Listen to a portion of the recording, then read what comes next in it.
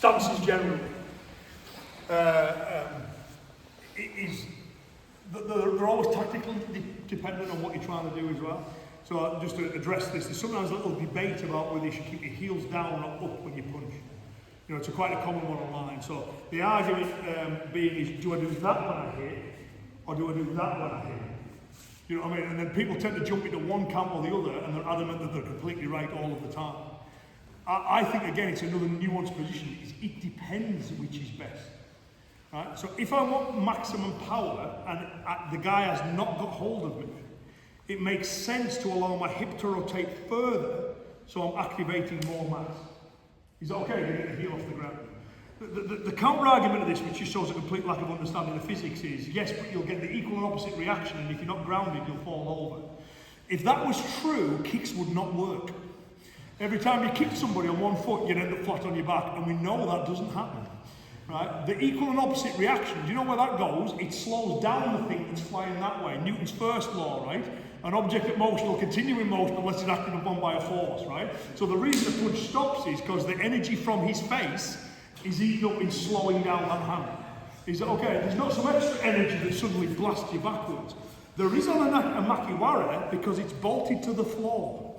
So you hit the makiwara and it bends and it wants to come back. Right? So people hit the makiwara and they go, I can feel this force pushing back into me. So I'm braced, ready to take it. People are not bits of wood and they're not bolted to the floor. Right? You hit a person, they move. Is that okay? There is no back shock in the way that people think. So you can take your back heel off, or lead heel off, in order to effectively. But if you have hold of them, like the grappling drills you did at the start with Lee, it's far better to make sure that your feet stay flat. Because if I've got hold of him and I throw my heel off, when there's an energy coming back towards me, that will give. But if I've got hold of him and I go boom, and he moves it towards me, that's rooted. Is that okay? So when would you have your heel off or down? It's not a matter of power, it's a matter of stability. Is that alright? So if you go to a boxing gym, they'll tell you about keep your weight on the balls of your feet. Have the weight towards your front. Keep on there. Nice and light on your feet all the time. Keep moving. Because they're not grabbing hold of one another much. You go to a judo dojo, keep your feet flat all the time. You know what I mean? Because you need the stability. Remember my judo instructor telling me in front of a class, you know, he's doing these judo footwork drills. Similar to what you did at the start with Lee, actually. You know, he's talking about the stances and positions with the feet being flat. And then he said to me, he goes, so you must keep your feet flat at all times so you've got the stability. And he goes, it'll be the same in karate, is it, Ian? I went, not all the time. And he went, well, what do you mean? I said, well, sometimes I'll take the heel off for power generation. And he goes, but you'd be unstable. He says, it doesn't matter if he hasn't got hold of me, does it? He went, yeah. You know what I mean? So like, boxing's all punching, no problems with the heels being up. Judo's all grappling, heels down all the time. We're somewhere in the middle, sometimes we have them up, sometimes we don't. Is that okay? So it's where the stability is an issue, which is what I want to talk about now, stability. This is the technique I want you to do. There's a kurumfa version towards the start. There's also a Nijishiho Niseishi version, which I want to do first. So just to make it simple, just take hold of kind of a grip and put your arm towards the edge of your partner's face. Right? I'm going to move to the side because I want to be away from his backhand. Some styles, when they do this, Kata have the hand like that. Some styles have it like that. You know, and again, there's big debates over which one's right. Either is fine. I can either hook his head, and if I turn my back to you, you see I've got this forearm here. So again, there's a barrier between us. If he's like that, he can shoot right around, he can grab me and punch me, take me around, all that kind of stuff. If I've got that barrier there, so that's one version, that's another version. Is that okay? You know, so shoulder cam pushes the head away, Wado tends to, Shitori, as I remember, from else the book there, hooks the head down. Is that okay? So either way for it. Once you've got that, I'll just talk about the stability for a minute. I'm in a horse stance because I want to kind of control him and drop my weight down. That also, horse stance is quite unstable this way, it's very stable this way. And if you think about where his head is and the angle he will naturally want to turn, he wants to come here to get this arm back in play. Is that okay? So as he tries to just turn and push into me there, kid, I'm stable there because of the stance. If I was standing like this and he turns on the corner, ooh, I'm away. Is that okay? So the stance is aligning itself so that there's a big gap between where your centre of gravity is and where the base is. When you realise it's not an immediate threat, I've got that thing, which takes us to the kicking that you talked about with Lee as well. Some styles, when they do it, pull the hand towards the lead hip, Some pull it towards the back hip. How hard do you want to pull it? You pull. He said, okay, both work exactly fine. So when I've got that, I'm going to take hold of something, handful of hair, we'll use a gi. I'm going to lift the leg up from there, and I'm going to pull as a kick. See how he's in that position? What I'm then going to do is I'm going to put the leg down behind it. He said, okay, hopefully that's enough to make him fall over. If it's not, for those who know the kata, you know what comes next, right? And by the way, I can feel you working here. He's got such good thigh strength. I can feel him trembling as he's holding this position. And I'm such a horrible human being, I'm keeping him here for longer. But then you've got this. You know, when the kata's done, it goes, and punch, or punch. Is his head there or his head here? So if he doesn't fall over, make it fall. You've got some thigh strength and flexibility there, my friend. And that was tested. So from this position, move across. Is that okay? So you're in that stable position. When you feel it's appropriate, don't lift your foot if he's pushed into you. So there'd be a bit of kind of back and forth fighting as now I've got it. I'll pull at the same time I kick. But now we'll just prop up to get the leg. Put your leg down behind his leg. If he doesn't fall, bang, bang, bang until he does. What my friend Steve calls the one-fisted throw.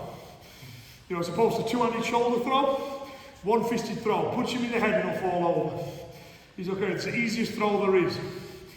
Is everyone okay to give that a go? So on the seishi on niji shiho, and you see the punches coming after the fact. And you see there, the stance is doing three things. Dropping the weight to keep control of him. Providing stability for the line he's going to turn around, right? And then after the kick, it's in the way to help him fall over. Same stance doing three jobs in one movement. Is that okay? Okay, quick go that with a partner then, please, right? So, but again, it's important to get the history of it, but when karate hit Japan, what made it popular was, at that time, Japan has realised its military is way behind everyone else's. It's way behind the military of the West. Basically because the Americans turned up in a battleship and they're standing there with bows and arrows and what the hell. You know what I mean? So they tried to modernise the military quite quickly. And one of the things they copied, believe it or not, they got the idea from the English education system, was using sport as a means to engender discipline and physical fitness in people to make them more suitable for military service. He's okay. He also in his letter quotes Nelson about Eton.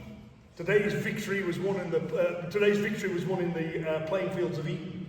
He quotes it. And Kano, the founder of judo, visited England to look at how they were teaching sports in schools and went, that's what we need to do with judo. He said, okay, so the Buddhification of karate and judo is our fault.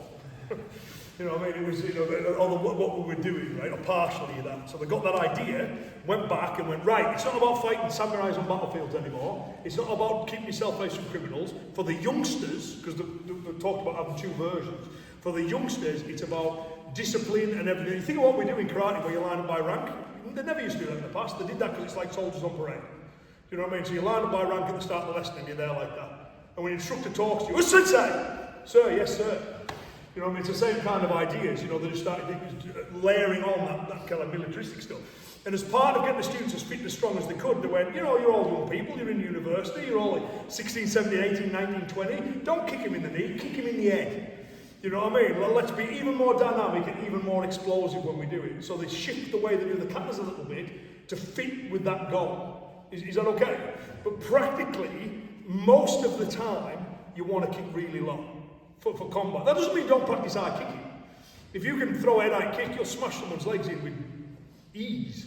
You know what I mean? You know, it can be great for attribute development, it can be great for fun, and in one-on-one fighting, head-high kicking is great fun. You know what I mean? But for self-defense, it's way too risky. I once started a seminar some guy went to me and goes, you know, Terry O'Neill used to kick people in the head all the time though when he was working the doors of Liverpool. No, that's true. I says, can you kick like Terry O'Neill? He went, no. He goes, no, me neither. We should kick low. You know what I mean? So there are some exceptional individuals who'll be able to wrap you with head-out roundhouse from here with no risk, but that's the exception that proves the rule, right? So you see the way I learned the katas, the only kicks in all the katas I learned that were middle level were front kicks, right? When I learned this kata, the kick has always been knee height. But I accept that a lot of people do it middle level and some even do it head-out. But application-wise, if you're doing a middle level kick or a head-out kick in a kata, you know that which can be fun to practice, nothing wrong with it for the aesthetics and the physical training, but it's knee height you want to be kicking. Is that okay? Let's have a go. Kurumfa. Because it's the same. So I've got all the arms from there. In Kurumfa, it's sideways on, right? So some of the arms straight, some of it at an angle. It just depends on which version you do. And why is it sideways on? Well, according to Miyagi himself, as passed on by Taguchi, because I want to be here. And the reason I want to be here is because I want to be away from his other arm. Is that okay? So I slide the arm in and I cut off to the side here. When I've got there, what do? I do the side, just, in the camera. So in some versions as well, some goes straight, but quite a few go back a little bit, which I quite like, because it does reflect the actual angle you'd probably be kicking it through. And then I put my leg behind. Right? And then what do I do from there? I'm going to push on his face. And hopefully he falls over, if he's the next thing he does. If he doesn't fall over, so I've got him leaning, and rather than just punching him like the other version did, it's going to go there. Right? Is he falling? No. So what the Kata does is, for those that know it, it kind of goes hard and then comes back soft. So it goes right, I'm going to push him now. Keep this arm up so he doesn't swing around this way. Where's that? There we go. If this, I don't want this, so I'll just keep this arm there as a barrier. And is he falling? No. So I'm just going to do it on your chest. I'll slam him down that way. And then I'll push him a little bit more. Is that okay? So it's the Karumpa version. But it's the same thing, isn't it? What do I do if he doesn't fall? Niseishi or Nijishio goes, hit him. And what does Karumpa say? It goes, push him, hit him, push him. You know what I mean? But it's the same thing. If I've got him, if he falls over, no problem whatsoever, then happy day. But if he's that's it. But if he's halfway, I'll use my hands to finish him off. Then I can add the extra bits that the Kata doesn't show to make sure I'm safe. Is everyone okay to give that a go? And again, another example of a low kick. You know what I mean? So, there, just like you would do in application if you kick at all. Is everyone okay with that one? Okay. I'll tell you what I do notice, whenever you talk about the joys of low kicking, you can see who he delights and who he doesn't. Those with tighter hips or a little bit, shall we say, older and greyer, all tend to go, oh yeah, I agree. Those head-eye kicks, they're not for us. Whereas the younger ones say, oh, I really like kicking head-eye. At the moment I'm in that, I really like kicking head-eye, but I'm not as good at it as I was 20 years ago. But practically, I'm always going to kick low. Okay, have a little go on that one, then we'll move on to